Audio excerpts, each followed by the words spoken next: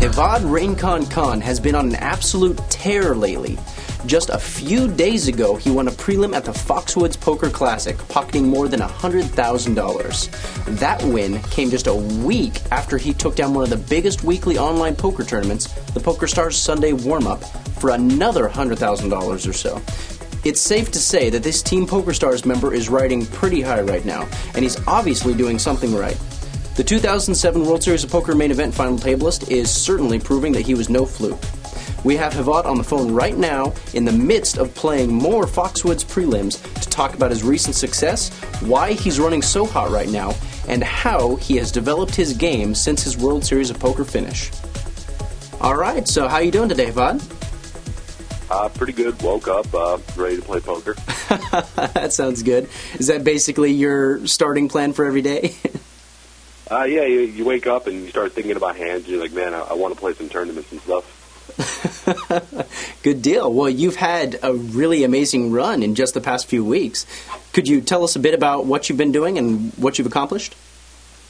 I was playing a lot online and just working with the people that I stake my horses and stuff, getting a whole new momentum and things since the World Series and all those circuit events I've been to. And I was playing Sundays, and I crashed and burned and everything, obviously. But I did get deep in the Sunday warm up. I went in there probably fourth in chips. Then when we were down to six-handed, I was last in chips, and I won a couple, 30-70s and flips and stuff, and I ended up winning. And, very exciting. It was first big win I had in about 4 months, and you really question yourself if you are really good at the game or not. And when you have something like that, it throws all your doubts of confidence out the window. And then I came to Foxwoods, and I won the 2K prelim. And so you've got to be just like riding really high right now. I mean, confidence is a huge factor in doing well in poker. Everyone says that. So how far do you expect this to kind of run? Do you expect to be doing well in a lot of stuff in the coming month then because of your success? That's a good point you bring, because I remember I was reading some threads on Pocket Fives and talking with people in general. And people who hit the runs and they take a different approach to things. Instead of being like, oh man, I'm so good, they're like, oh man, I can't wait till my downswing. I'm getting way too much luck. I don't deserve any more.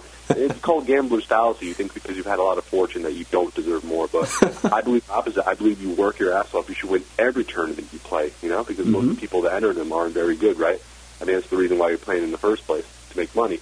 So I think you should aim for high, sky high, aim for everything. Try to keep winning. I mean, once I hit this heater, I'm going to put triple the effort. I'm going to try to, make sure I play optimally. I still discuss hands with my friends that I played, what was the true optimal approach, because I can face the fact that, most of the peers I hang out with are all better than me at the game. Most of the other people, I keep friends that maybe I'm a little bit better than too, but, I mean, all my competitors and stuff, I always look at them as better players, and I always know that there's somebody else out there that's better. And it's the fact of the matter, so that's what keeps your competitive edge up. Well, as far as talking about the tournaments that you've won recently, let's actually get started with the Foxwood win that was just 2 days ago. I'm sorry, not 2 days ago, 3 days ago, right? It was Sunday? Yep. Mm-hmm. Sunday, it was a prelim event, and there was 192 entrants and an $1,850 buy-in. It was Monday, actually, not. What's up? It was Monday, not Sunday. On Sunday, I was playing the Sunday Million. Monday, okay. What was the field like in that event? I mean, with that kind of buy-in and that many entrants? It's shorter than normal. They didn't get as many players as they did, but I still felt it wasn't that difficult. I mean, on the first table I was put on, I already saw 6 made targets to chip up against. So it wasn't exactly the toughest tournament, but there were good players, and I was fortunate enough to get good table draws, which is a huge part of running good, so to speak, in tournaments. So when you say good table draws, you mean you just didn't recognize anyone at the table, or you mean as well as from what your experience with the players, they just weren't very good? A combination of both. If you don't recognize them, that only can be a good sign. Not it could be a bad sign, but not always a bad sign. More likely, it's a good thing. And after playing about maybe 2 or 3, orbits with them, I got a feel for a lot of people that would just call every hand, and out of position, just check, and lose lots of pots. So you knew that you could, if you could pick up a hand, they would pay you off. So it's always a good sign. Right. Well, what's your plan of attack when you go into a tournament like that? You have to know your players. I mean, you can't just go in there and be like, I'm going to raise every pot and I'm going to re-raise people. I mean, you have to sit there and you have to cater your style to your opponent. And it takes an extreme amount of focus because, everybody can have a really sick day of poker. But, you might have that for 30 minutes or 20 minutes straight, and then you just go, you go blank for an hour because you get bored or, you're not getting the kind of hands that you like to have when you have a momentum change. A lot of people like to be dealt Broadway connected cards or low pairs, and they like to try to mine for sets and stuff. They need certain hands to cater to the momentum, and I think that it's very important that you need to focus even when you don't have hands because you want to pick up information on your opponent so when the hand eventually comes, you're not sitting there and you don't know what to do. Right. Well, what do you think the key component was to winning that tournament for you? Like, what worked for you in the beginning and what worked for you at the end? I wasn't really desperate to get chips because the structure was very good, but I was taking every optimal aggressive opportunity to chip up. I had really good table seat. Like I said, I had good table draws. I always found a good situation to chip up, and I wasn't playing junk hands. I was playing good quality cards. I felt that at the end I ran good. There'd be a situation where I had maybe the blinds might be let's say, for example, 1,500, 3,000 in the ante, and I'll have 45,000 or something, and I'll wake up with aces when a short stack shoves for 20,000. You need that kind of stuff to happen. They have to have a hand they're ready to ship in. You have to wake up with a big hand, and then the hand has to hold. Your seat in the situation where they finally make their move needs to be perfect enough where somebody else wakes up with a hand and you wake up with a bigger hand after them. These kind of things happen in deep stages and tournaments. That's why I'm really satisfied when I get deep, and after that, I've seen the ugliness that goes down when you get deep in the tournament. When you suck out on people, you run like God, you wake up with coolers. You need these things to happen. Well, you were talking about in the early stages, you kind of had to decide or pick opportunities that were right for being aggressive. Can you give us an example of what kind of opportunities you were looking for? Well, I was looking for spots where I always had position in the hand, and for example, I guess maybe Binger was on my table. This is a good one. He raised, or somebody would dump under the gun. He would put a raise directly to his left against a relatively weak opponent, and I'd wake up with a king jack or something. You throw those hands away. But when the Binger does that, and I get an ace king or pocket jacks, I put him in the re-raise, and then I pick up a nice pot right there. Those are the kind of spots you want. You don't want to be sit there king, queen of clubs is really good, and if he put in the raise, maybe I could flop, a flush draw and outplay him like that. You don't really have a clear thought on what you're doing. You're kind of hoping for a dream flop, and how often does that dream flop really come? And all the other times when he bets into you and you flop a queen, you get stacked by kings or aces or ace queen. Right. And all the other times when you hit and then he is going to protect himself and just check fold. And you got to think about exactly the whole scenario that's going to go down when you enter a hand with somebody in a situation. The way he's going to look at it is you're just calling. I'm going to bet into you. You have to be prepared for your opponent. Maybe Binger's the type that only bets when he hits something after it's raised a non-paired hand. You don't know that. You have to watch him play and then adapt. And it's a very hard thing that you can't just say you can do that. People lose focus very quickly. The fortunate thing is that for me is that I've played competitive video gaming so many hours on Pokerstars that I don't want to sit at a table with big money at stake and a lot of reputation, a lot of it's your time to show the world what you're made of, and then you make a simple mistake a spew calling there with a king jack or something, right? Mm-hmm. You don't want to get desperate. You want to wait and you want to pick your spots, and that, in my opinion, should be what makes you happy about poker is playing optimally, not all the other stuff I can't wait to get my score. When I won, that was not what made me satisfied. What made me satisfied is that I outplayed everybody the entire tournament. Well, and speaking of which, and speaking of Binger, you got heads up with Binger at the end. Can you kind of talk about that match with us for a bit? Before the tournament, when the final table started, I was 7th in chips, and Binger was chip leader with about 350,000. I had 120,000. The blinds were beginning at 3K, 6K, 500 ante. Right in the beginning, I made a re-shove all in against an aggressive opponent with king jack of diamonds. When I thought, pretty sure he was stealing, and I discussed it with my buddies. It seemed like the correct move. He goes, sure, I call. I'm just oh, God. You usually like to hear that.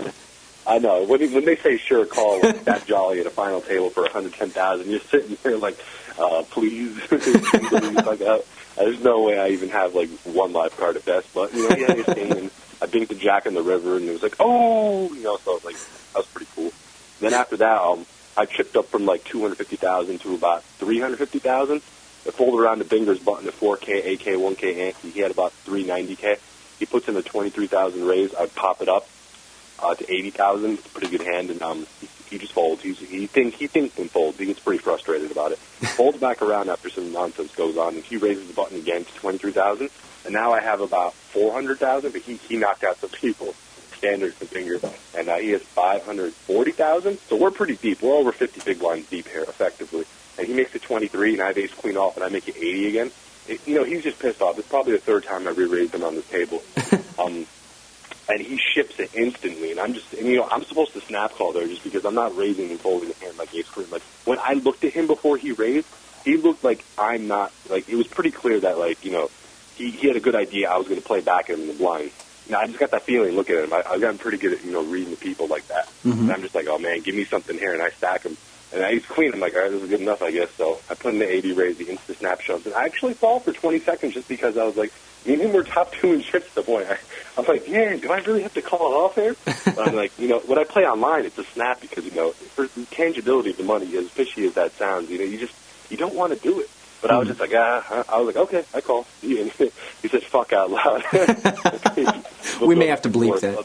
Yeah, 4-bet shove with 6-4 clubs. I mean, I like the hand he used to make a bluff on me with there, because even if what am I really calling with there when he shoves, high pairs and ace-king? Well, 6-4 clubs is totally live against all those hands. It's much better he did it with 6-4 clubs than, like, ace-6 offsuit, right? Mm-hmm. Absolutely. Yeah, and he flopped an open-ended. I flopped a queen, but I held, and from then on, it was just, like, short stackers, doing dumb stuff, me chipping up with, like, overpairs because they can't fold ace-7 offsuit. And from then on, it was we eventually got heads up. We conflicted a lot three-handed when Baker kept trying to beat on the short stack, and I would re-raise him with pretty good hands and stuff. And we got heads up, and it was probably about 40 minutes of folding back and forth until I raised 7-3 spades. He called out the big blind with 6-4 offsuit. Pretty questionable call, but he told me after the hand was over that he had a bad feeling because it was 6-4 again, just like early in the tournament against me. Flop came out 6-4-10 with 3 spades. He flopped bottom 2. I flopped the flush. Check at the 40,000. He made it 140,000. I had $1 million before the hand started. He had about 450,000. Bonds are 6K, 12K, 1,500 ante, so he's about 40 BB deep. He check raised 4 times. And what I know about Binger is when he makes a raise like that, he has it. I mean, he wasn't check raising or anything. He would just like check, or put a small bet out, and then he check raises me 4 times a bet. I'm not a draw heavy board. Like over a third of his stack, I'm just sitting there like, yeah, he's got it. So I just shoved it, knowing I was going to get called. He snap calls the bottom 2. I hold, and there's the win. There you go. Well, heads up is such a distinct kind of poker play. How do you approach a heads up match, and how do you go about defining your opponent? Well, the problem against playing with Binger is why I wanted to chop with him in the first place, but he wanted like a different kind of deal. He wanted to put more money up first and stuff like that. And it got too complicated. I talked to my buddy about it. He said, just play. It's just going to mess with your mind if you keep trying this chop. And it might become an advantage for him if he feels the confidence that I want to chop and I want to do all that. So we played it out. Binger doesn't really spew a lot. He plays really solid, so I can't sit there and open every button because he's going to start playing back at me. And then it's going to become dumb if I decide to, shove all in with ace-3 when he re-raises and stuff. I just said, just keep it small. I have a 2-1/2-1 chip lead. Play small pot with him, play position, and eventually I'll stack him. I had confidence against him. I had a good grip on him for the last 2 days. So I said, whatever, let's just do it. And I picked my spot. I got lucky to flop a flush against 2-pair. I mean, I also got lucky that he decided to play a junk hand like that. I mean, you can say, oh, well, I raised 7-3 suited. Well, you got to look at it this way. I raised that position and I had a hand that flops well. He called out a position with a hand that when it hits, it's very vulnerable still. You don't want to go to showdown with 6-4 offsuit, right? Right. I mean, 7 spades, it's going to want to look to hit a flush or a straight or 2-pair and stuff. I mean, his hand's not really going to flop a flush. He only has it's unsuited. And when he hits a pair, it's like, I mean, you really going to play for stacks with a pair of 4s or 6s? I don't know. Right. Well, now kind of switching gears, let's get into your big online win about a week and a half ago in the Pokerstars Sunday warm-up. Now, that's a very different kind of event. You faced more than 2,500 entrants who bought in for $200. And plus it was online, of course, so it's a lot different than a live play, and all the players are a lot different. How do those differences factor into your tactics? Well, I'm a team member, at Pokerstars.com and the Team PS Pro. And every time I play on there, I'm gunned for. The rail guns for me, the players gun for me. I get unnecessary action. I mean, it's kind of ridiculous. I can't even name the kind of hands. I've had people try to outplay me with 2-7 offsuit for like 200. Just to say they did. I know, just to say they did, and like I end up stacking them, or sometimes they end up stacking me. But it's hilarious. I'm just sitting there like, wow, it's a completely different game, and I like it because of the challenge that you have to change. You don't play a standard game anymore. I got a lot of action in that tournament. I went in there playing my normal game. Situations happened where, I would get aces against queens deep in the tournament. I got jacks against pocket eights, win another big pile of holds. And when I got deep, it's just gradual chipping up. People knock each other out. There was a situation in like 2 orbits where I woke up with like 5 overpairs, and I kept chipping up and picking up against re-raises. And these things have to happen, I mean, otherwise, if you go like 3 or 4 orbits where like you don't pick up any hands, you lose that many worth of blinds and antes, and you put in a couple raises, people shove on you, you have to fold, or you call against a short stack because you have good odds with like, ace, 8 suit, and they have ace, king, and they hold. And, like, that hurts, Mm-hmm. So I was lucky enough not to have to do that. I was lucky enough to pick up overpairs, so where I was continuously chipping up. And then when I reached the final table, it's no holds barred, because with that structure, it's so quick. And the average stack compared, to the blinds gets so thin that, even though I was 6 handed, I was still like, maybe 2 decent-sized pots away from the chip lead. So, it was anybody's game. Well, and you said that you basically have a target on your back throughout this entire tournament, but yet you still kind of played your normal game. So you don't tighten up at all, considering that you're going to get played back at a lot more loosely? No, not really, because even though they have a target on my back, there's only so much they can do when they're targeting me. That just means I have to tighten up in some spots. I don't have to like be a rock or anything. Like I think I see like some pros on different websites or some other Team PS pros just take the overall tight approach because I think like everyone's just going to try to like kick their chips and stuff, because they're Team PS Pro. But I think people try to play real poker too. I mean, do you really think people are out to gun there just for me, and they're putting their money on the internet sites to like that beat me or whatever? I mean, sure, some people might be, but I think people put money on poker sets in the intention of winning money. They might be more aggressive towards me, but you got to keep in mind, like, just because somebody may have animosity towards you doesn't mean they had animosity and then condense that energy into, like, just playing really good poker and showing people that they can competitively beat me. You have to figure out how, like, unique that person is that's trying to go after you. And if you can, it's a good thing because overall they're taking an aggressive approach against you. They're not going to be tight. They're always going to be aggressive. They're going to be aggressive stupid, or they're going to be aggressive competitive. Good point. Well, are you planning on hitting any of the EPT events? Well, there's only one EPT event remaining in the season, the Grand Final. Were you planning on heading to France or no? Oh, no. It's more important to me that I take down the Bellagio 5-star. I told myself like 2 months ahead of time that it'd be my dream to final table that and win that.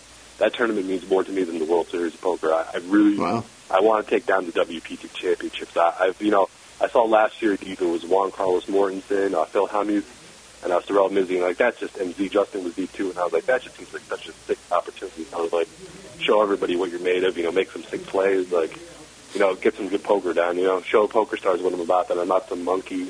Show them that, like, I can make it happen. I was a kid with a dream, but now I've matured a lot, and I'm ready to show the site what I'm made of. Well, and is that because it's the WPT Championship is more like a pros tournament, whereas the main event is more like an everyone tournament, and you want to be able to prove that you have what it takes to take it down with all the pros? Yeah, it's in my opinion, it's the second biggest. The World Series of Poker main event is obviously the tamale, but like the WPT Championships, it just has kind of a, I guess to say, it's a different feeling towards it. I don't know. I would like to give it a shot. I didn't play it before. 25,000 buy-in. The Bellagio is a great casino. It's an opportunity. I want to make it happen. I think it means more to me than a World Series accomplishment. Because if I got another World Series accomplishment, I've already had that. Right. World Series final table. Now I want WPT accomplishment. Well, so what does your poker schedule look like then? I mean, how much do you play live versus online, and how many live tournaments do you play, and how much cash do you play? I put a lot of volume online. A lot of people be like, oh, why would you play online when you make so much more live? And I tell them because the games both complement each other. Your online game, you play at Pokerstars. You learn, you keep your mechanics down pat. When you play a lot of live poker, a lot of people get into the habit of playing how the table plays because it seems that other people at the table are running better during a short period of span, short hands of time. You know, the variance gets to your head because you're seeing less hands. And they also play a lot more scared because they might be embarrassed of doing something that they normally would do online. So online complements your live game, and that keeps your mechanics up. On the flip side, live complements your online game because it increases your focus to play less tables. So they're both necessary, in my opinion, even though online is less money. It's going to help me. And I told myself when I go back home, I was at LAPC recently. I left halfway through the circuit because I was playing like an idiot, you know, and I was playing the preliminary events, and I was like, what am I doing here? I need a break. I took like 2 months off, played a lot of online, got the warm-up score, packed up, went back on the circuit, you know. That's all you need, you know. You need to keep your mechanics up. Okay. Well, and what about cash games? Do you not play cash games at all then? I don't have an interest towards cash games. I did try them out like 3 months ago. Played $2, $4 on Pokerstars, the 6 max games. Very, very nice games. Nice tables, very fast hands played and stuff. But, you know, I don't like it. I was playing it like a tournament. I kept trying to put people all in. It was just really stupid. Yeah. I made money, though. I made money off of them. I'm a consistent cash game winner to mistakes, but it just, you know, there's not the accomplishment of the win. A cash game player takes his happiness in the fact that he's sitting in a game with players he knows he's better than, and he wants to get a high volume of hands played. At the end of the day, he just has a win rate. You know, you don't get the high fives from people. You don't get the you're the man. You know, you're the player of the year. You don't have any of that. Tournament poker is way too exciting to pass up. Yeah, I mean, a lot of poker players by nature are just very competitive, and you can't really express that competitive nature as much in cash games. You're right, because there's not as much reward at the end aside from what's in your bank account, which not a lot of people see. Right, and so, like I'm pretty sure cash games are more profitable in the long run if you were to put an equal amount of effort and ability into it. But, you know, that doesn't do it for me. You know, it's the excitement. That's why I play in the first place. The second the game stops becoming fun, I quit. There you go. Well, since your World Series of Poker main event final table, what steps have you taken to improve your game? I mean, you talk about playing a lot online to kind of hone your skills, but how do you hone your skills online, and what other tools do you use? Oh, for right off the bat, like all the tournaments I play online, like if it's anything like a $200 buy-in or less, I'll buy in. But if it's like $500 or more, I'll satellite in because I want to keep the consistency. I don't want to get anything over my head because I have a $200K month or something. I qualify into all my events. I play the steps to get into the World Series of Poker. Pokerstars is a really good system. I actually have a bunch of tickets into Step 6 that I won through Step 5. And I play the tournaments. I play 3 or 4 tables. I use the instant hand history at the top left to make sure I look through all the hands in case I was busy paying attention on one serious hand on the table. Say I have 2 of the tournaments up, I'm like, oh, wow. We'll say, for example, this player, Fizzy 55 has been very active, raising the button a lot. I'll remember next time I wake up with a suited connector or something, I might give him some action. You know, if the blinds and antes are big enough to justify, is the juice worth the squeeze, you know? Mm-hmm. So I'll put in some aggression and stuff like that. If the guy's been kind of tight, maybe I'll put some more aggression on him to get him to loosen up, get him out of his comfort zone. These kind of things pop up when you notice who's playing what, table flow, player tendency, and that's what I'll do when I play online. I respond to the Railbird chat too, of course, just to let them know that I'm not some kid just sitting there like, I'm just a pro, like, leave me alone. No, I react with the players. It's very good, keeps everybody excited, keeps the game happening. So there's a little bit of excitement at the end of the day when you're at the final table of a $150 tournament. You don't want to sit there being like, oh, I'm only playing this for money. You want to be like, I'm the winner too. Okay. Well, so in your opinion, the Steps tournaments on PokerStars, those are the best qualifiers to get into the main event this year, you think, as far as PokerStars' offerings? Absolutely, because it's there 24/7. So whenever you have time, like if you work for a job on the side, you start from step 1. Maybe after a month, you can build up a lot of tickets, and then you can start at step 6. And that's the best way to do it. It gives everybody opportunity. And the things I've done to improve my game in general, aside from that, is I save my hands and I discuss it with my friends. And I don't ever let the people think that I can't believe you told me that play was bad. I try to figure it out. It takes time to lose your ego in this thing, because everybody at the same age wants to be that kid that's a known star. But in the end, what you have to realize is nobody cares about you. Nobody wants to see you do well. Nobody wants to see you succeed in life. I'm pretty sure if I told everybody, all the kids my age that went to Ivy League schools and have jobs that pay $200,000 a year and they work 12 hours a day, I told them, yeah, I made $250,000 this month. They'll be like, I hate you. They'll be like, oh wow, congratulations. And inside their head, they're like, Khan, he sucks. I can't believe that he used to be a scrub in high school or whatever. You know, I mean, nobody wants to see you do well. Even poker players despise each other. That's what they watch on the rail, and everyone's like, oh, I would have never made that play. I can't believe he got in there with ace queen. You know, everybody's jealous. So what you really have to do is just play for yourself to play the game to make money. At the end of the day, that's what really matters. Poker is inherently kind of a selfish game, so... Right, exactly. Nobody wants to see you do well. Just keep remembering that and you'll be an all-star. You'll be an all-star. Well, that's all the questions I've got for you. I really appreciate you doing this interview with us, Hevad. Yeah, no problem. And thank you guys for watching The Online Zone on Card Player TV.